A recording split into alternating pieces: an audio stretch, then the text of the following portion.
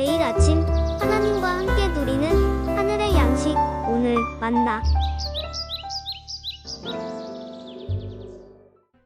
제17장. 마른 떡 한 조각만 있고도 화목하는 것이 제육이 집에 가득하고도 다투는 것보다 나으니라. 슬기로운 종은 부끄러운 짓을 하는 주인의 아들을 다스리겠고 또 형제들 중에서 유업을 나누어 얻으리라. 도가니는 은을, 풀무는 금을 연단하거니와 여호와는 마음을 연단하시느니라. 악을 행하는 자는 사악한 입술이 하는 말을 잘 듣고 거짓말을 하는 자는 악한 혀가 하는 말에 귀를 기울이느니라. 가난한 자를 조롱하는 자는 그를 지으신 주를 멸시하는 자요, 사람의 재앙을 기뻐하는 자는 형벌을 면하지 못할 자니라. 손자는 노인의 면류관이요 아비는 자식의 영환이라. 지나친 말을 하는 것도 미련한 자에게 합당하지 아니하거든 하물며 거짓말을 하는 것이 존귀한 자에게 합당하겠느냐. 뇌물은 그 임자가 보기에 보석 같은즉 그가 어디로 향하든지 형통하게 하느니라. 허물을 덮어주는 자는 사랑을 구하는 자요 그것을 거듭 말하는 자는 친한 벗을 이간하는 자니라. 한마디 말로 총명한 자에게 충고하는 것이 매 100대로 미련한 자를 때리는 것보다 더욱 깊이 박히느니라. 악한 자는 반역만 힘쓰나니 그러므로 그에게 잔인한 사자가 보냄을 받으리라. 차라리 새끼 빼앗긴 암곰을 만날지언정 미련한 일을 행하는 미련한 자를 만나지 말 것이니라. 누구든지 악으로 선을 갚으면 악이 그 집을 떠나지 아니하리라. 다투는 시작은 둑에서 물이 새는 것 같은즉 싸움이 일어나기 전에 시비를 그칠 것이니라. 오늘 본문은 가진 자와 가지지 못한 자를 비교하면서 진짜 지혜는 소유에 있는 것이 아님을 강조하고 있는 본문입니다. 먼저 1절에 이렇게 비교하죠. 마른 떡 한 조각만 있고도 화목하는 것이 제육이 집에 가득하고도 다투는 것보다 나으니라.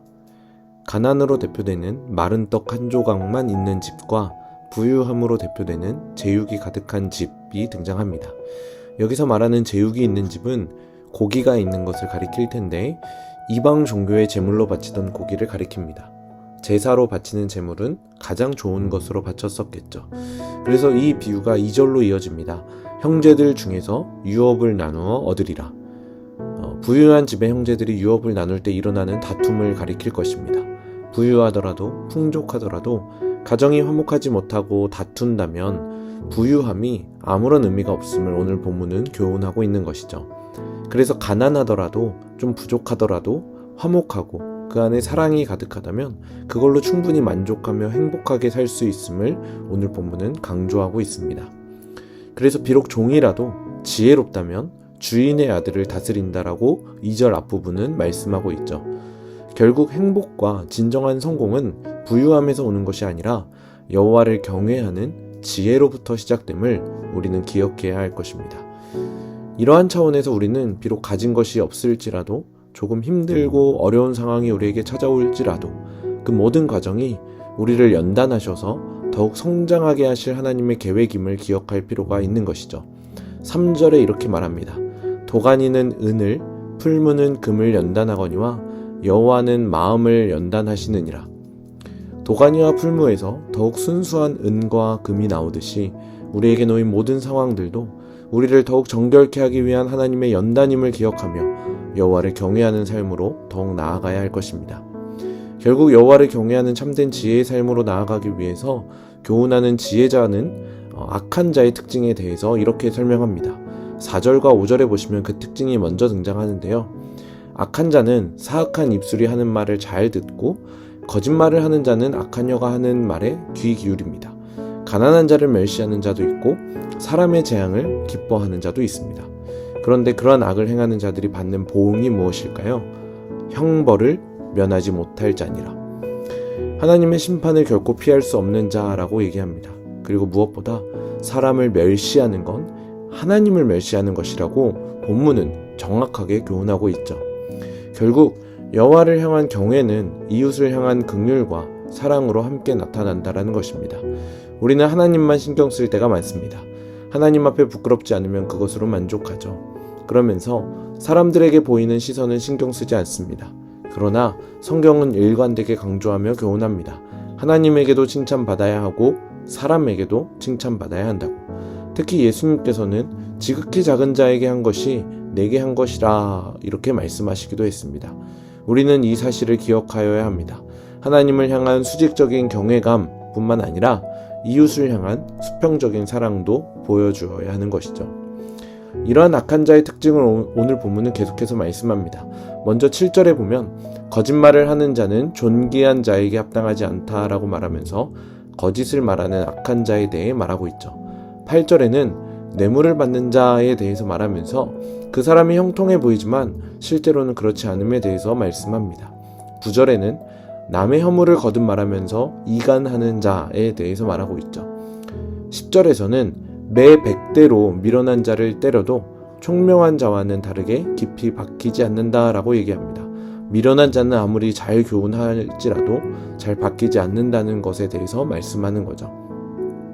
11절에서는 악한 자는 반역하기 위해 힘쓰는 자라고 말하며 그에게 잔인한 사자가 보냄을 받으리라 라고 얘기합니다. 그리고 12절을 보시면 이렇게 말합니다. 차라리 새끼 빼앗긴 암곰을 만날지언정 미련한 일을 행하는 미련한 자를 만나지 말 것이니라. 새끼 빼앗긴 암곰이 얼마나 독이 올라 있겠습니까? 그런데 미련한 자를 만나는 것보다 그런 곰을 만나는 게 훨씬 낫다라고 얘기하죠. 그만큼 미련한 자는 우리에게 치명적이라는 것입니다. 여기 이 말은 우리가 그런 미련한 자를 향해서 아예 단절해서 그러한 사람과는 절대로 접촉해서도 안 된다 이런 것을 말하는 것은 아닐 겁니다. 우리는 그러한 사람들에게도 선한 영향력을 끼칠 필요가 있습니다. 여기서 말하는 이 말씀은 우리가 그런 사람을 만났을 때도 흔들리지 않도록 우리의 믿음을 잘 지키라는 교훈이겠죠.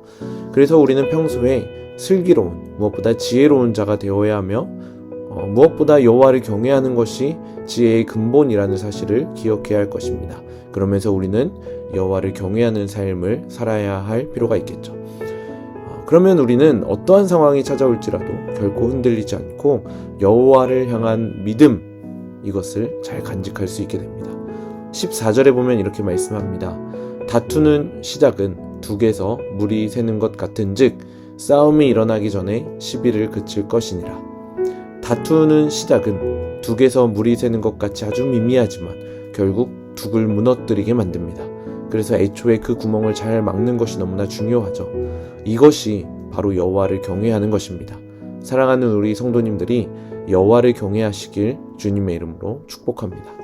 그래서 어떠한 상황이 찾아와도 흔들리지 않으시고 무엇보다 여호와를 경외함으로 우리의 가정과 공동체가 주 안에서 평안하시길 주님의 이름으로 간절히 축복합니다.